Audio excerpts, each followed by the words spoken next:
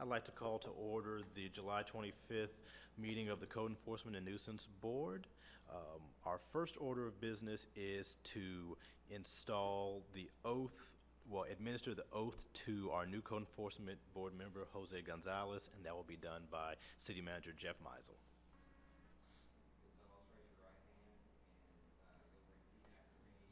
You stand up.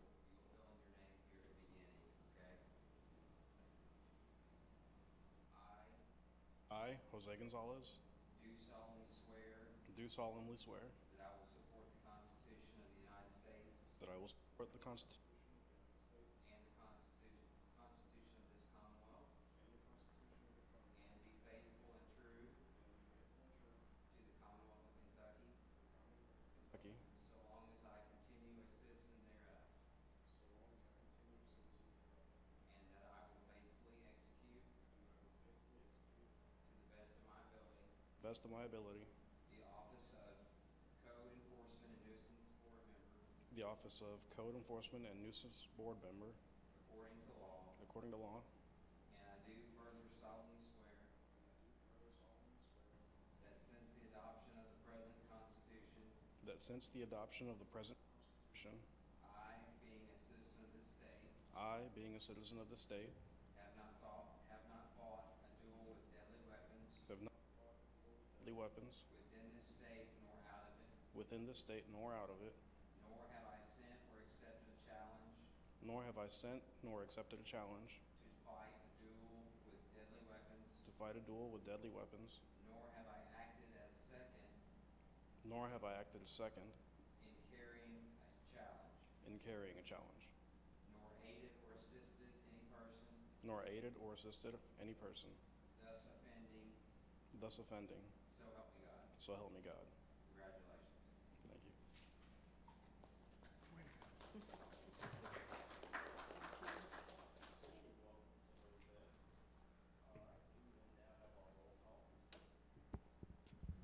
Dearbone. Here. Holman.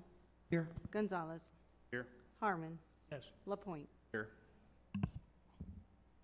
Moving to our approval of the minutes for the June 27th meeting. Do we have any comments? If not, we can entertain a motion to approve the minutes. So moved. Second. Harmon and Dearbone, roll call. Dearbone. Yes. Holman. Yes. Gonzalez. Yes. Harmon. Yes. LaPointe. Yes. All right, we will now move to our hearing agenda. Our first case is an appeal. Case number 1, code compliance, case number 2022-7381, citation number 2022-13544.20, 1157 Clay Street, owner Anna Rochelle Rodriguez, officer Heather Lashley. Oh, yes, sorry about that. The one thing on my list I looked right past. First of all, if the staff will stand up. Do you swear to tell the truth, the whole truth, and nothing but the truth, so help you God? Yes. All right, thank you. That's why you have it marked in red, so I don't forget it. Yes. Sometimes I look right past that. All right, do we have a respondent here for this case before we get started? Okay, we do. All right. All right. Inspection on October 7th, 2022. During the inspection, the following violations were observed: protective treatment. A notice of violation was sent to the PVA listed owner and address on that date with a compliance reinspection date of November 7th, 2022. On November 10th, 2022, December 5th, December 22nd, December 30th, January 12th, 2023, January 19th, January 27th, February 2nd, February 9th, February 17th, March 3rd, March 17th, March 31st, April 11th, April 20th, May 4th, June 5th, and June 21st. The property was re-inspected and remained in violation on all of those dates. I texted with the owner on November 10th, 2022, December 5th, December 19th, December 29th, December 30th, January 3rd, 2023, January 11th, January 12th, January 19th, January 30th, February 2nd, February 7th, February 17th, March 3rd, March 31st, April 11th, April 20th, May 4th, May 26th, June 5th, and June 14th. On June 23rd, 2023, the property was re-inspected and remained in violation. A citation was issued and posted on the property, as well as sent by first class and certified mail to the PVA-listed owner and address. The compliance re-inspection date listed on the citation was July 3rd, 2023. The following violations were listed on the citation: missing inadequate protective treatment, accumulation of junk scrap metal, accumulation of construction, demolition, or landscape debris, exterior use or storage of indoor furniture, scattered garbage, outdoor storage of tires, and accumulation of rubbish or garbage. On June 29th, 2023, you can see that's the photo of the front of the house that the day the first citation was issued on June 2023. On June 29, 2023, the owner texted and advised the property is under contract for sale, and if it doesn't go through, they'll continue to finish the project. We checked property deeds on June 30th, 2023, and there had not been a change of ownership yet. And there's some more photos that I took the day that first citation was issued. On July 5th, 2023, the property was re-inspected and remained in violation. A citation was issued and posted on the property, as well as sent by first class and certified mail to the PVA-listed owner and address. The compliance re-inspection date listed on the citation was July 17, 2023, which was postponed due to the filed appeal. On July 14, 2023, the owner texted photos of work being done on the house, including siding being put on. This case has been open for 290 days and remains in violation.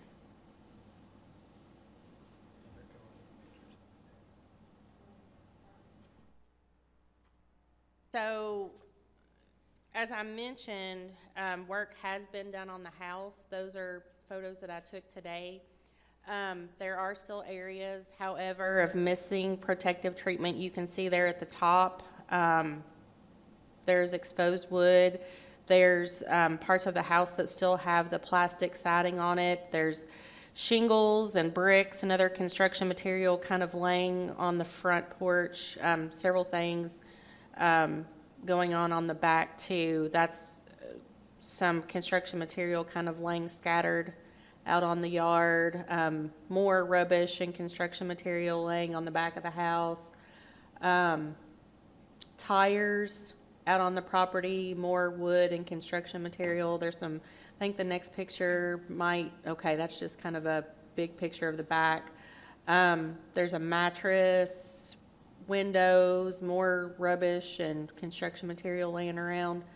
And again, that's just the current state of the house. Some work has been done, but there's still some work to go. There's still missing some protective treatment, and all of the other things are still out on the grounds of the front and the back of the house and the sides. What's the story on this house? I mean, was it? It has been sitting like that on Clay Street for a while without siding on it. Just kind of, we can go back to that first picture, or the very last one. I know I've got it there too. It has been, even before I started the case, it's been sitting like that on Clay Street for an extended amount of time without the siding or brick or any kind of covering on it. It's been like that for a long amount of time. Come up. I'll swear you in, and then you can tell us your name, and we'll go from there. And we pull the microphone down to you. Do you swear to tell the truth, the whole truth, and nothing but the truth, so help you God? All right, if you'll tell us your name, and then you can kind of explain this for us.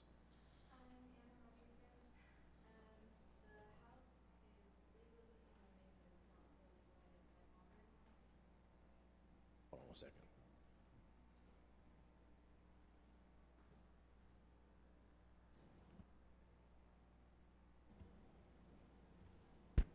Okay. I'm Anna Rodriguez. The house is in my name. It's not really mine, though. It's my father-in-law's. He can't have it in his name for whatever reason. And he's been working on it since I got married, which was like 8 years ago.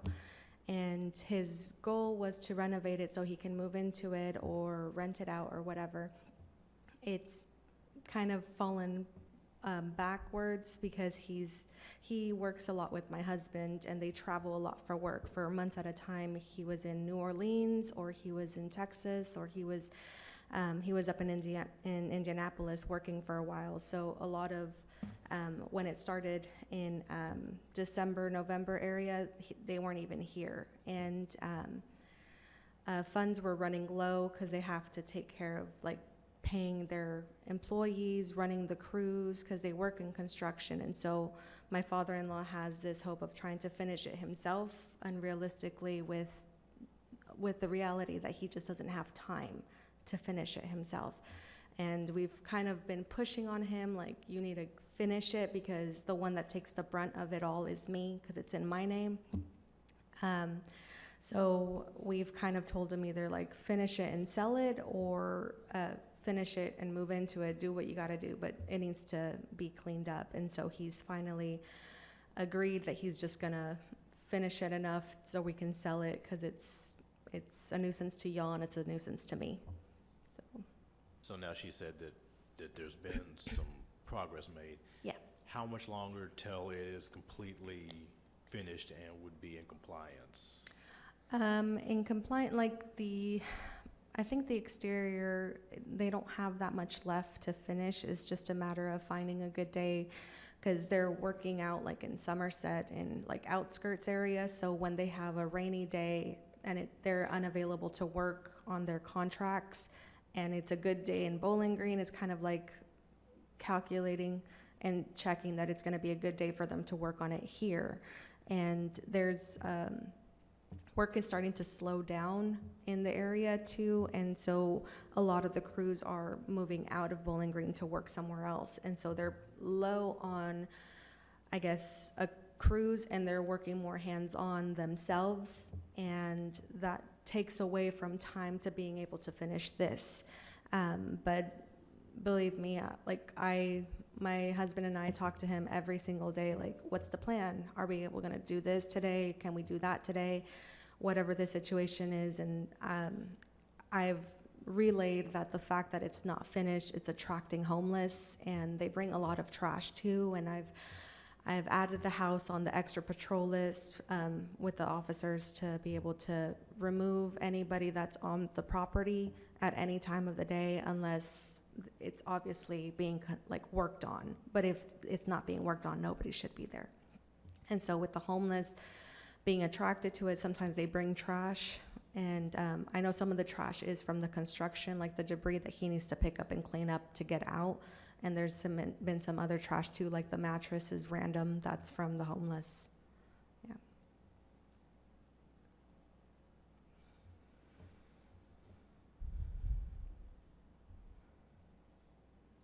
Questions for her?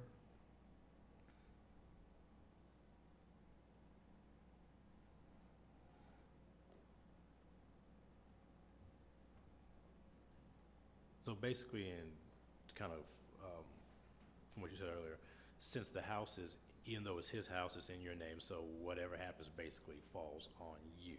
Yeah. So you basically get punished, Yeah. more or less, for.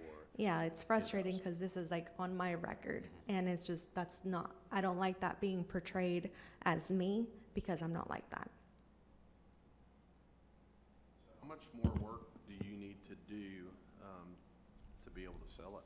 I mean, how much more are you looking at doing?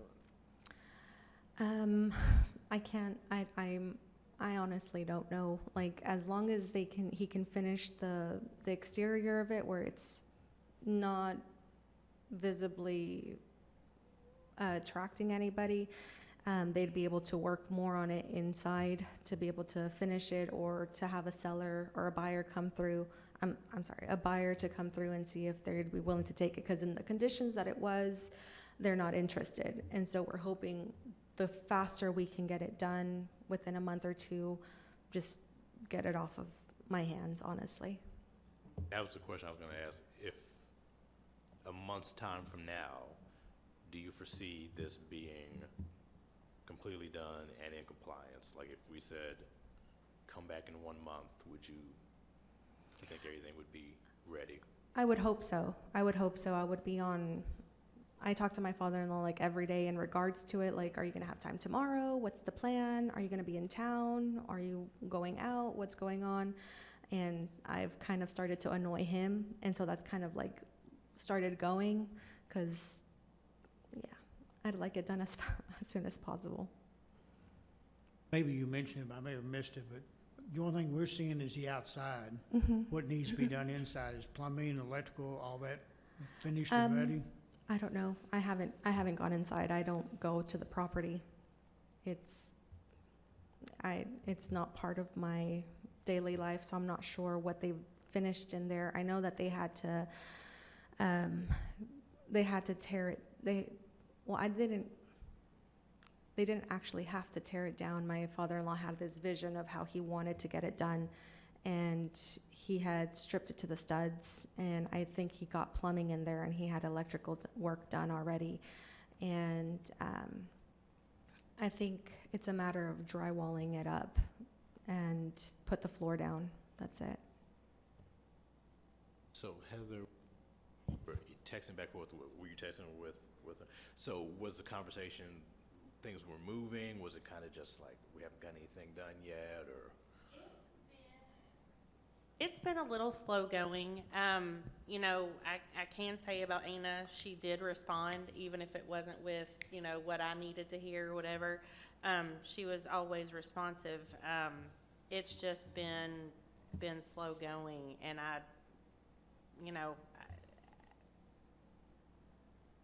it's just been a slow process. But she's been real good about communicating. The project's just been a slow one. The reason I ask is because I'm trying to find in my head, because you're not actively at fault. Your father-in-law is trying to do this. It's taken a lot longer than expected. And looking at some of the options we have, it falls on you. That's why my hope is that if we could do, like, if it could be done in a month, maybe we look at holding it off for a month and then giving your father-in-law, your husband, time to get it settled, so that way this doesn't come back and bite you, as opposed to making an action today, which will undoubtedly affect you. Yeah. So that's kind of where my head is at. Does anybody else up here have No, I mean, I think the issue we're seeing is the exterior. So if, from street view, we could get the exterior to a place where it's not such an eyesore and, you know, taking damage on, you know, the actual frame because of the water seeping in, those are the biggest concerns, I would say, as well as just the debris outside. But I mean, that's as simple as just throwing it away, you know, just having somebody pick it up. I know that the way it looks, I work in the area, I have properties in the area. If it looks like that, the homeless people will, you know, swarm around it, and they do, and they don't help. So Yeah. I would definitely say that siding and just cleaning up around it would be in everybody's best interest. Yeah. Mr. Chairman, a piece of information for the board as well to make your decision. There was a building permit that was applied for and issued on May 31st of this year. $65 was paid and drawings were submitted. The portion of the building that you see kind of in this upper right corner was added on after the fact, and as well on the back of the property there was some addition as well. So that came to light as part of this case, and so they were required to get a building permit. That permit has been paid and issued for to add to the structure and alter the interior. So kind of as Mr. Gonzalez was saying, is that we are focusing on the outside. The inside will be inspected by the building division, and they'll follow up on that as the permit progresses.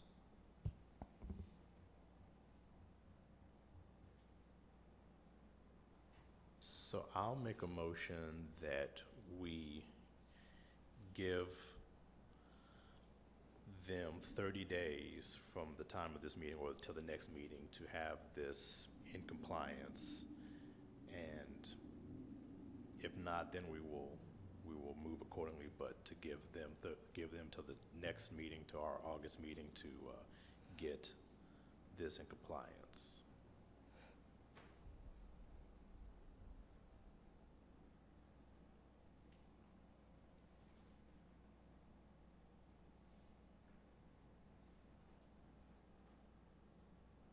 Second? That's fine. I'll second that motion. Can I ask one question, since you got to get ready for the vote? If we come back, and if this is approved, and we come back in 30 days, can your father-in-law be here to answer all these questions? Because I've got grave concerns, we're gonna see much progress in a month. Okay.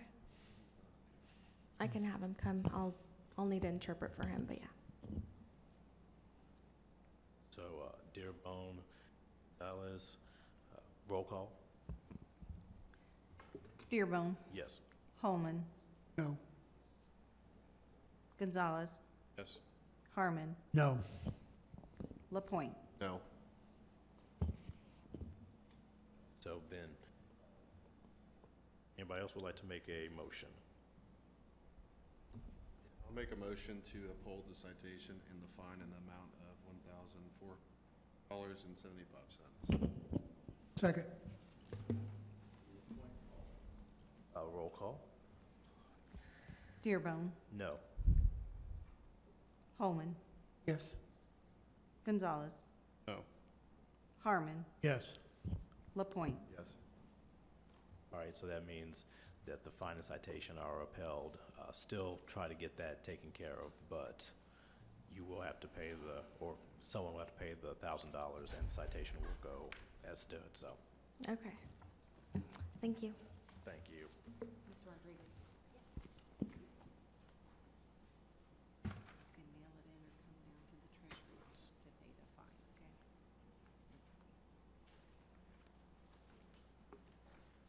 All right, next, let's see, we have no old business. New business is case number 2, code compliance, case number 2022-7854, 531 Woodford Avenue, owner John R. Tutino, officer Heather Lashley, and this is a request for authorization to issue a per-day fine. This case was the result of a proactive inspection on November 3rd, 2022. During the inspection, the following violations were observed: inadequate or unmaintained glazing. A notice of violation was sent to the PVA-listed owner and address on that date with a compliance reinspection date of December 5th, 2022. Citations were issued on February 24th, 2023, March 8th, 2023, and March 24th, 2023. The following violations were listed on the citation issued on March 24th, 2023. Inadequate or unmaintained glazing, inadequate or unmaintained roofs and drainage, and accumulation of construction, demolition, or landscape debris.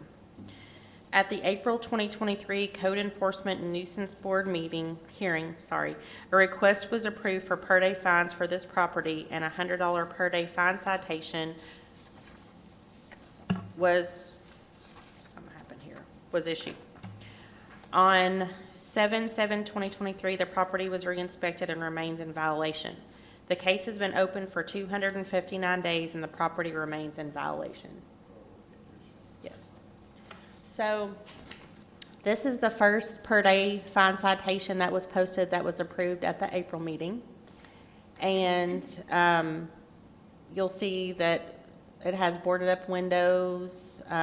There's some major issues with the gutters on the front of the house, kind of decayed and falling apart. There's another boarded window on the side of the house, and I apologize, you can't, it's grown over so much right now. I think I may have had a picture in one of those, I'm not sure, but it's a smaller pane, but it's on the side of the house. It's, I'm sure he's not fixed it, but it's all covered with ivy and such right now.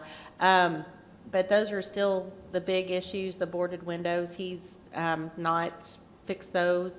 I noticed today when I went, there is foliage growing out of the roof and the gutters and such. So things seem to continue to get worse and deteriorate there. This was today. Again, the case has been open for 263 days. It remains in violation. When I go over there, you know, I see no signs of him. I mean, it's, you know, I think he's been worked with before in past cases, but I've never, leaving door tags and attempts at trying to reach him, I've not had any success at all, but it remains the way that it has this whole time. After all the 3 citations, the first per day fine citation, and now here we are for the second per day fine citation. It is occupied, you think? From what I understand from neighbors, it is. Like I said, I've never laid eyes on the gentleman, but I did notice today that someone had put mail to be picked up on the outside of the mailbox. So I think someone is in there.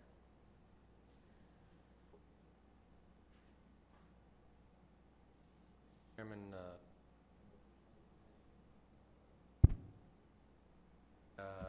current outstanding fees and fines on this property are $8,676.12 between back taxes from 2017 and code violation fees all the way back to 2009.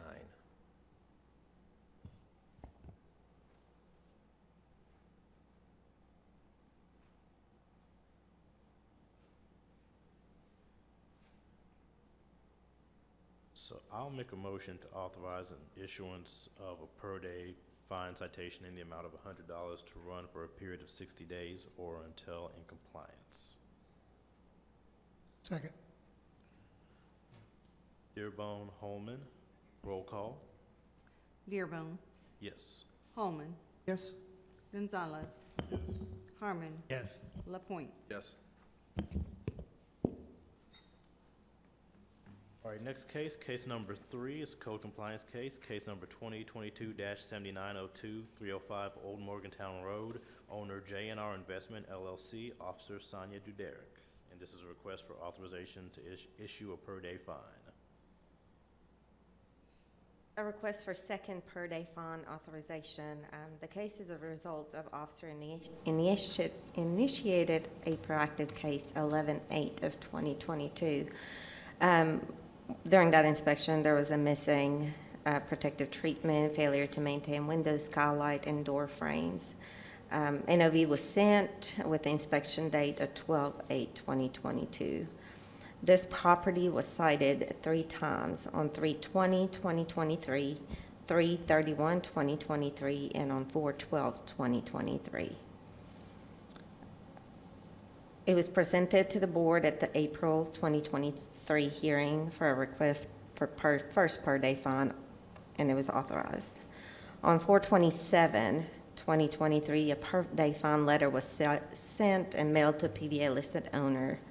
On 5/8, the property remained in violation. A per day fine citation was issued and sent to PVA listed owner, posted on the property.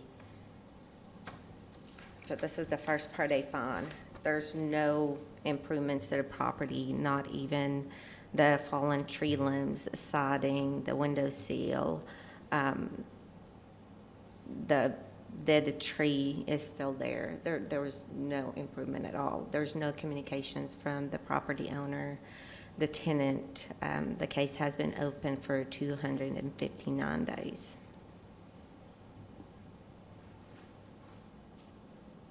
Today's pictures, there's still, the siding's still the same, the tree limbs, there's actually more over there now. Missing pieces of siding, soffit, the window seal on the side of the house.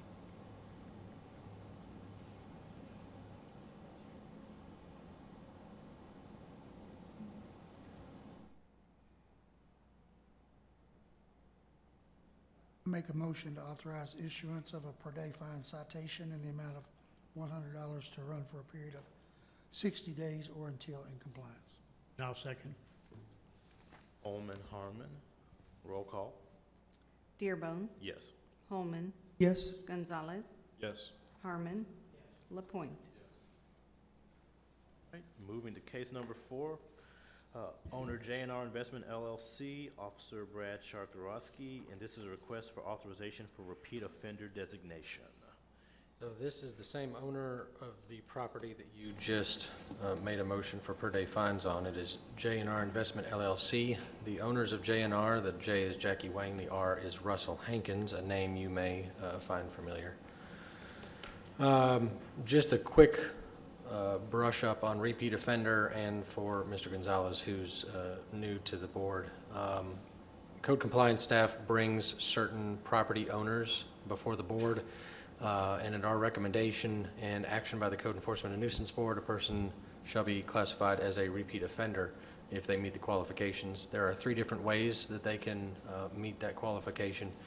And they have to be given 7 days or no less than 7 days notice to appear before the board to contest the designation. Once it is a person is designated as a repeat offender, it qualifies for all of the properties that they own currently or in that time period in the city, and it cannot be appealed. It's not like a citation, it's a designation.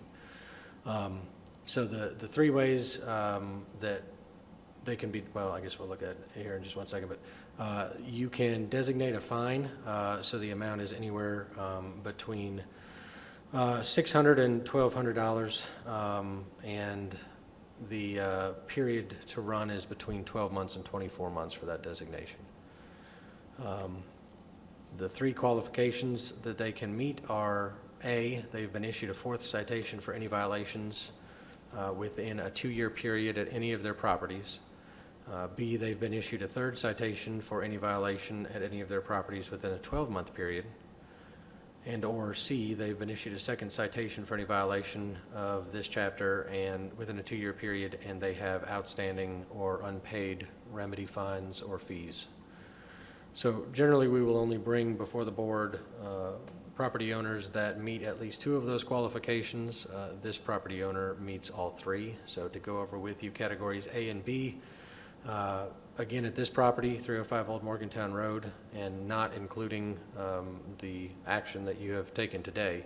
So there have been 6 citations at this property, March 22nd, April 5th, April 12th, May 10th, May 25th, and July 19th. There are also some additional work orders that were not counted towards the repeat offender designation, which were in June and July for mowing the grass.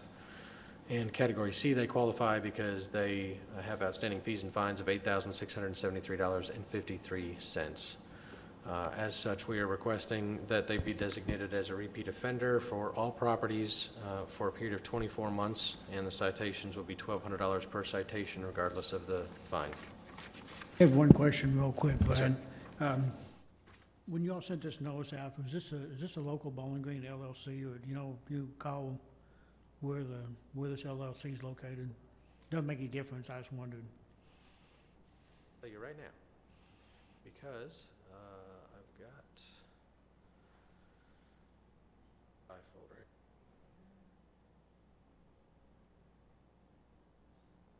Show you the notice that we here. So this notice went to P.O. Box 331314 in Murfreesboro.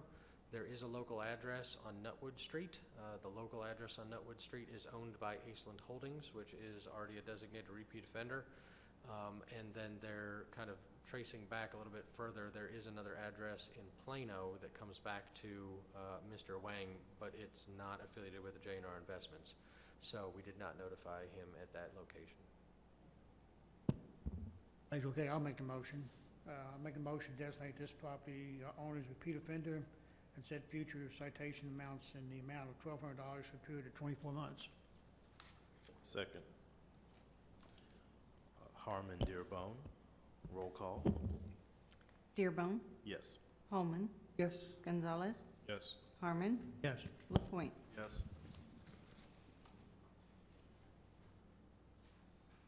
Next case number 5, owner Corporate Services Solutions of Southern Kentucky, Officer Brad Charkarowski, request for authorization of repeat offender designation.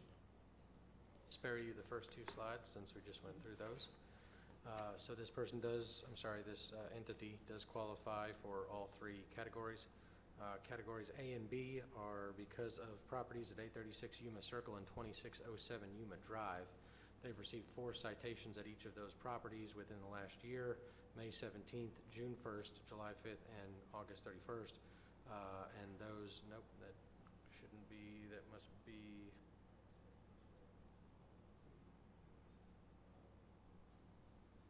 not there yet. That being said, they're all for mowing. These properties are retention basins in the Shawnee neighborhood. They are not buildable.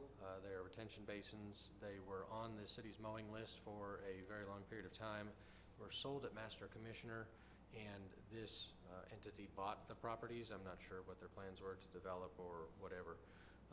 They were maintaining the properties for a short amount of time and then kind of gave up on them.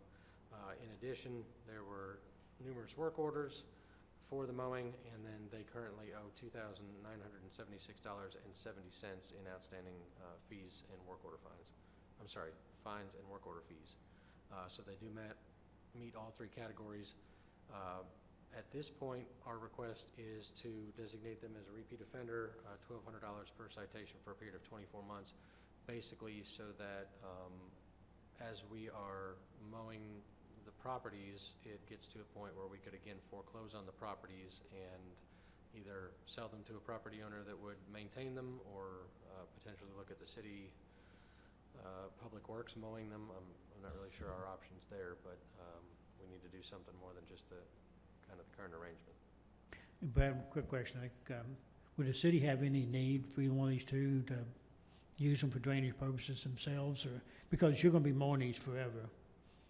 That's certainly a question that I could ask our stormwater or our environmental manager, Matt Powell, to find out if these are properties that have to be there in this state or if they could be built upon. And I can report back if you guys, if that's contingent upon the designation. But to my knowledge, ever since that neighborhood was built, they have been in this state. What do we call these lots? Yes.